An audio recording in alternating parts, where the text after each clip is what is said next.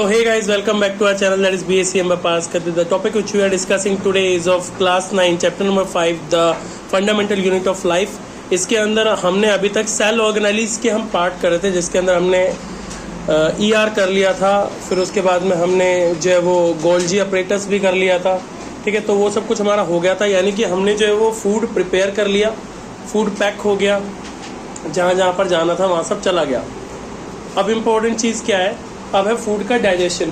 Food को digest करना है, तो फूड को डाइजेस्ट करने के लिए एक स्पेशलाइज्ड ऑर्गेनेलिज होती है सेल के अंदर, दैट इज लाइसोसोम। ठीक है, तो आपका जो पहला क्वेश्चन है एक्सप्लेन लाइसोसोम। तो लाइसोसोम क्या है? लाइसोसोम जो है वो मतलब कि एक मेम्ब्रेन बाउंड सैक्स है, ठीक है, जो कि फील्ड है किससे? डाइजेस्टिव एंजाइम से।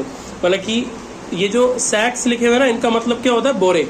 ठीक है, इसका मतलब होता है बोरे, मतलब एक तरीके से बोरे हैं, थैले हैं, ठीक है, जिनके अंदर क्या भरे हुए हैं? एंजाइम्स भरे हुए हैं। ठीक है, तो ये जो एंजाइम्स हैं, ठीक है, हाँ ये तो बोल रहा हूँ बोरे। ठीक है, तो इनके अंदर क्या भरा हुआ है? इनके अंदर एंजाइम्स भरे हुए हैं, और ये एंजाइम्स क्या है? डाइजेस्टिव एंजाइम्स हैं, जो कि डाइजेशन में मदद करते हैं। ठीक है, तो इसका काम मतलब क्या है? सिंपल, इसका काम है बेसिकली फूड डिस्पोजल का।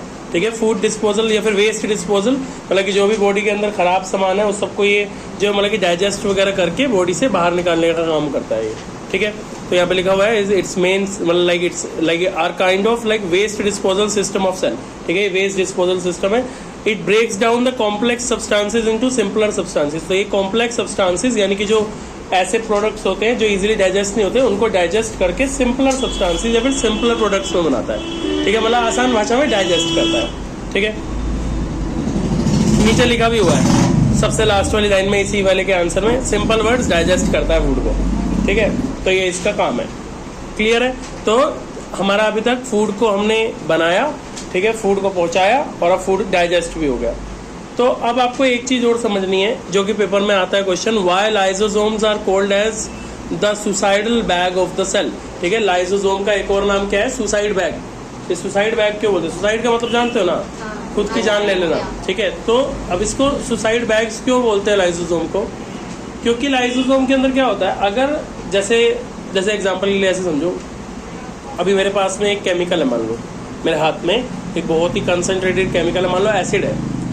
अगर मैं भाग रहा हूँ उस एसिड को लेकर के, और जरा भी मुझे झटका लगा, तो क्या होगा? वो एसिड निकल करके मेरे पे गिर जाएगा, राइट। इसी तरीके से ये जो लाइसोसोम है, ये क्या है?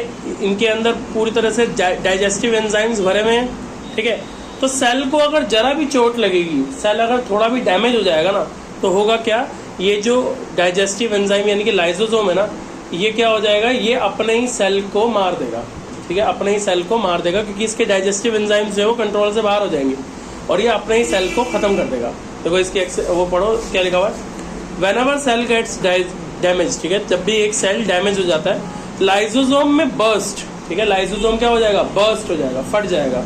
जैसे ही वो फटेगा क्या हो जाएगा? जो डाइजेस्टिव एंजाइम्स हैं वो अपने ही सेल को खुद ही खा जाएंगे। ठीक है, अपने ही सेल को खुद ही खा जाएंगे। जैसे ऐसे समझो भाई, ये पूरा एक सेल अभी थोड़ा भरा हुआ सेल है,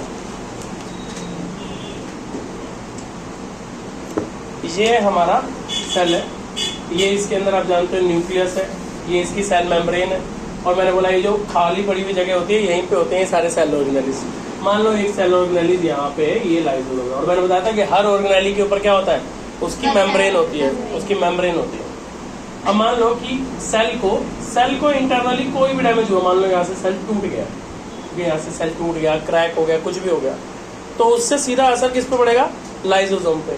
और ये लाइसोसोम क्या हो जाएगा? ये बर्स्ट हो जाएगा। जैसे ये बर्स्ट होगा, इसके जो केमिकल होंगे, वो जो इसके एंजाइम्स होंगे, वो क्या होंगे? पूरे सेल में फैल जाएंगे, और पूरे सेल को क्या कर देंगे? अब जो डाइजेस्टिव एंजाइम्स हैं वो पूरे सेल को तबाह कर देंगे, खत्म कर देंगे। ठीक है, तो वो पूरे सेल को जो है डाइजेस्ट करना शुरू कर देंगे, अपने ही सेल को डाइजेस्ट कर देंगे वो।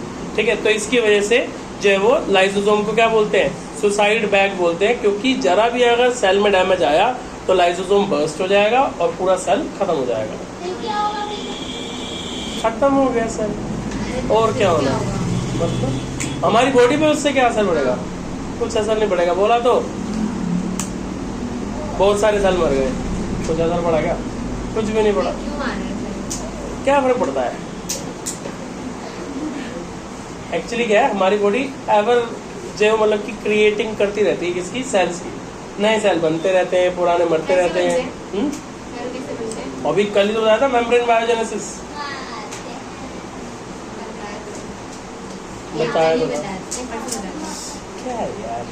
ठीक है, तो हमारी बॉडी में सेल्स बनते भी रहते हैं, मरते भी रहते हैं। ठीक है, प्रोटीन्स की और ये प्लाज्मा लिपिड्स वगैरह इन सब की मदद से। ठीक है, डन।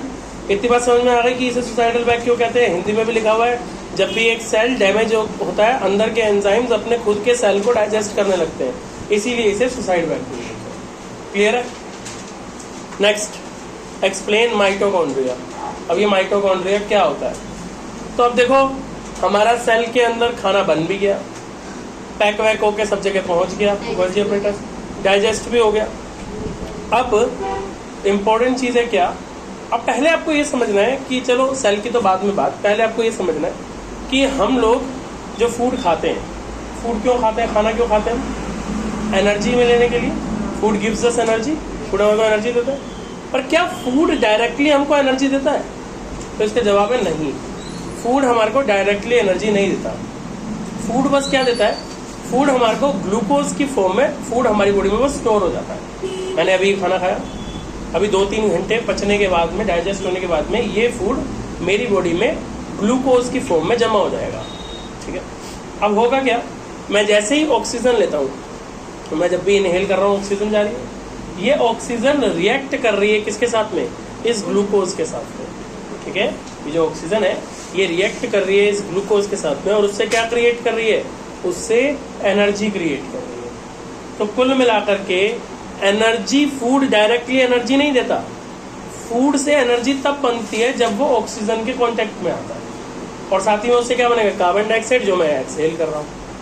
समझ में आ गई इतनी बात। अब ये माइटोकॉन्ड्रिया क्या करता है, जैसे ह्यूमंस की बॉडी में जो वो मतलब कि कौन बनाता है, मतलब कि जो एनर्जी क्रिएट कर रहा है वो कौन कर रहा है, इसके लिए हम रेस्पिरेशन करते हैं। ठीक है, हमारी बॉडी में रेस्पिरेशन होता है, रेस्पिरेशन मतलब सांस लेना, सांस छोड़ना, इससे एनर्जी बन रही है। तो इनकी बॉडी में क्या होता है, सेल्स के अंदर क्या होता है, माइटोकॉन्ड्रिया। माइटोकॉन्ड्रिया क्या करता है, माइटोकॉन्ड्रिया जो है वो एनर्जी रिलीज करता है। जब भी सेल को जरूरत होती है वो एनर्जी रिलीज करता है। ठीक है, सिंपल सा मतलब है कि माइटोकॉन्ड्रिया का काम क्या है, जब भी सेल को जरूरत पड़े एनर्जी प्रोवाइड करना। ठीक है, और ये जो एनर्जी प्रोवाइड की जाती है, ठीक है, ये एनर्जी जो प्रोवाइड की जा रही है ये किसकी फॉर्म में की जाती है, एटीपी और एडीपी की फॉर्म में। ठीक है, जो एनर्जी प्रोवाइड की जाती है वो एटीपी और एडीपी की फॉर्म में की जाती है। ठीक है, ये एटीपी और एडीपी क्या है, कोई भी चीज की कुछ ना कुछ यूनिट होती है। जैसे एग्जांपल के लिए मैंने बोला कि दूध ले आओ, तो दूध को क्या लाओगे, 5 मीटर दूध लाओगे, नहीं ना, है लीटर में दूध लाते हैं ना। तो इसी तरीके से इसको भी किस में रिलीज किया जाता है, मतलब ये जो एनर्जी आती है ये एटीपी और एडीपी की फॉर्म में होती है। एटीपी का मतलब क्या है, एडिनोसाइन ट्राइफॉस्फेट, और एडीपी का मतलब होता है एडिनोसाइन डाइफॉस्फेट, वो पीछे की बात। ठीक है, तो इतनी बात समझ में आई।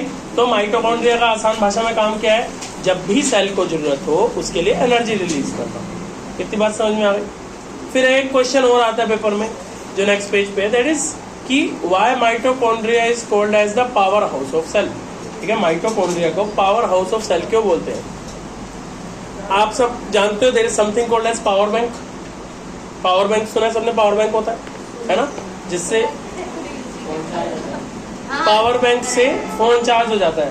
ठीक है, मतलब पोर्टेबल होता है। मैं कहीं पे भी, जैसे मैंने सफर पे जा रहा हूँ 2 दिन ट्रेन में रहना है, मेरे को पता है कि यार कभी मिलेगा चार्जर लगाने को, कभी नहीं मिलेगा, तो मैं क्या कर रहा हूँ, मैं अपना पावर बैंक चालू करके जा रहा हूँ, पूरा भर के जा रहा हूँ और उसी को लगा करके लगा लूंगा। ठीक है, तो उससे मेरी भरता रहेगा। तो यानी कि मुझे जब भी जरूरत पड़ती है वो पावर बैंक मुझे एनर्जी प्रोवाइड करता है, इसीलिए हम उसे पावर बैंक बोलते हैं। इसी तरीके से माइटोकॉन्ड्रिया को पावर हाउस इसलिए बोलते हैं बिकॉज जब भी जरूरत हो ये हमारे को एनर्जी प्रोड्यूस करके देता है। ठीक है, हमको मतलब सेल को।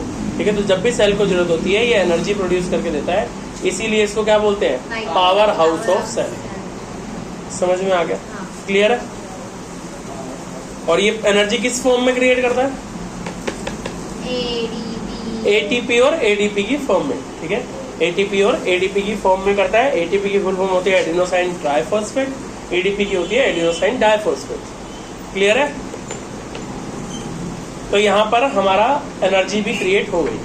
ठीक है, यहाँ तक पूरा क्लियर है सबको? कोई दिक्कत है तो बोल दो। Done. Next come up is plastids. ये प्लास्टिड्स क्या होते हैं? तो प्लास्टिड जो है वो प्लांट स्पेसिफिक ऑर्गेनाइज होती है। मतलब ये जैसे सेल वॉल था, सेल वॉल सिर्फ प्लांट में होता था, एनिमल सेल और ह्यूमन सेल में नहीं होता था, वैसे ही प्लास्टिड भी जो है वो ह्यूमन सेल और एनिमल सेल में नहीं होता, सिर्फ और सिर्फ प्लांट सेल में होता है। ठीक है, इसका काम क्या होता है? तो ये दो तरीके के होते हैं। ठीक है, प्लास्टिड जो है वो दो तरीके के होते हैं, क्लोरोप्लास्ट, ठीक है, एक क्रोमो होता है, क्रोमोप्लास्ट, ठीक है, और एक ल्यूकोप्लास्ट। ठीक है, क्रोमोप्लास्ट क्या करता है? क्रोमोप्लास्ट के अंदर क्लोरोफिल होता है। ठीक है, क्लोरोफिल तो आप सब जानते हो। ठीक है, क्लोरोफिल जिसके बिना फोटोसिंथेसिस नहीं हो सकता, मतलब प्लांट अपना खाना खुद नहीं बना सकता। ठीक है, फोटोसिंथेसिस में क्लोरोफिल का काम क्या होता है? सनलाइट को एब्जॉर्ब करके रखना। ठीक है, तो सनलाइट को एब्जॉर्ब कौन करेगा? क्लोरोफिल। और क्लोरोफिल किससे आता है? क्रोमोप्लास्ट से। ठीक है, तो क्रोमोप्लास्ट के अंदर होता है क्लोरोफिल, जो कि जरूरी है किसके लिए? फोटोसिंथेसिस। और दूसरा कौन सा है?